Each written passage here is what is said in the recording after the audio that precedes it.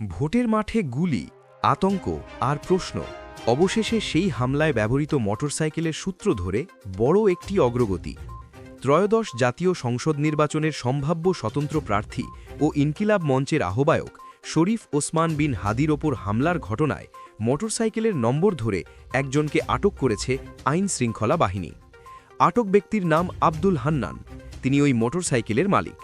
গতকাল শনিবার রাতে রাজধানীর মুহাম্মদপুর এলাকা থেকে তাকে আটক করে র্যাব। পরে তাকে পল্টন থানায় হস্তান্তর করা হয়। ঢাকা মেট্রোপলিটন পুলিশের পক্ষ থেকে জানানো হয়েছে, এই মোটরসাইকেল থেকেই গুলি চালানো হয়েছিল। তবে আব্দুল হান্নান সরাসরি হামলায় জড়িত কিনা তা এখনও তদন্তাধীন। পুলিশ বলছে, হত্যা চেষ্টার পেছনের মূল পরিকল্পনাকারী ও শুটারকে শনাক্ত করা হয়েছে। তবে গ্রেপ্তারের স্বার্থে এখনই নাম প্রকাশ করা হচ্ছে না। এদিকে গুলিবিদ্ধ ওসমান হাদির শারীরিক অবস্থার এখনও তেমন কোনো উন্নতি হয়নি।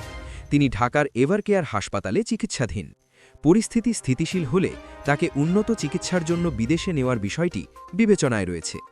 এই ঘটনার পর থেকেই রাজধানী জুড়ে নিরাপত্তা জোরদার করেছে পুলিশ। ভোটের মাঠে থাকা প্রার্থীদের নিরাপত্তাকে সর্বোচ্চ গুরুত্ব দেওয়া হচ্ছে বলে জানিয়েছে ডিএমপি।